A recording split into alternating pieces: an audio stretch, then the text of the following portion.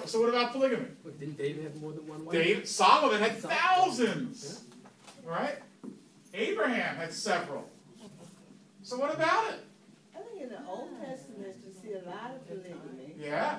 Also in the New, but at some point in the New Testament, it talks about only having one wife. Right. Yeah. Right. So that's my point, is that on an issue like that, you can't just go.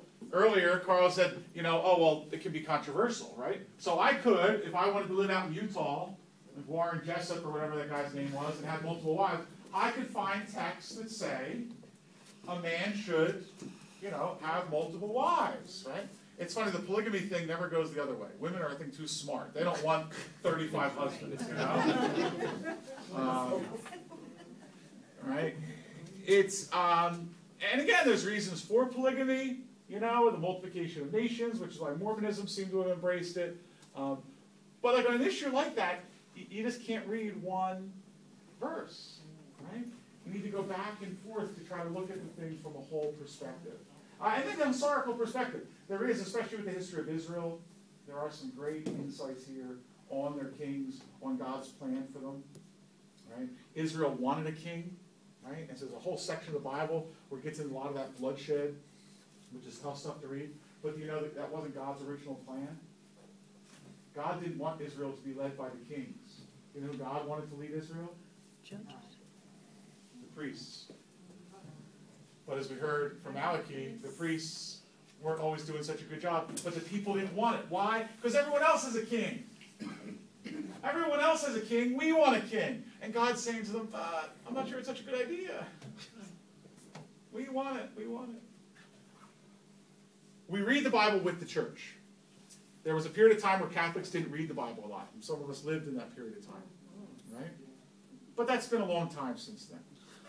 The church has been encouraging Catholics to read the Bible since the 60s. So when I run into Catholics today who say, oh, I never read the Bible, and I'm like, you know what? You were born in 1968, so you have no excuse. Right? You are lazy. This was not the church's problem. Right? Take out the Bible. You don't even need the Bible anymore. You can use your iPhone now. I've got this wonderful Bible iPhone app where it will read the Bible to me. I walk sometimes listening to the scriptures. Absolutely wonderful. Absolutely wonderful. But we read the Bible with the church. Again, a quote there from St. Robert Bellarmine, which came about during the Galileo controversy. If there is a conflict between church teaching and the Bible, we've misunderstood the Bible. Okay? So the church is teaching, because it's flowing from the same place. God is inspiring the church. God inspired the scriptures.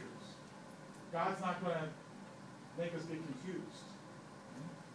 So if there's a conflict, then we didn't understand the scriptures properly. All right? So scripture and tradition come together. They both flow out of the same source, which ultimately is God. Just so that we're clear on how we understand biblical citations, like I put the upcoming Sunday readings in the bulletin every week. So when it says 1 Corinthians 8:13, what does that mean, Patricia? 1 Corinthians chapter 8, verse 13. Okay, very good. So there you are. So it's the 1 Corinthians, the first letter. There's a second letter. All right. 8 is the chapter, and 13. Okay. So we're just going to, and there's different ways of doing that with different commas and that kind of stuff. If you're just looking to read the scriptures for inspirational purposes, which is what most of us go to the scriptures for, I just offer you these 4 questions, which I think are a great way to start. So read a passage. There really is no problem. People say, well, should I just take the Bible and open it and read? Yeah. You know, I mean, I would suggest starting with a gospel, you know, starting with maybe Matthew and then reading Acts. Start there. I would not start with Genesis. But when you read the scriptures, 4 questions. What does it say? What does it mean? What does it mean to me? And what am I going to do about it? What's it say? And what's it mean? What's it mean might be tough. And there's lots of resources available to help figure that out. But what's it mean to me? And then what am I going to do about it? I'm just going to take a minute, talk about what you just heard, questions you may have. Then we're going to go upstairs and have a brief prayer service before you leave, in which we will give you a Bible. Talk freely. Tradition.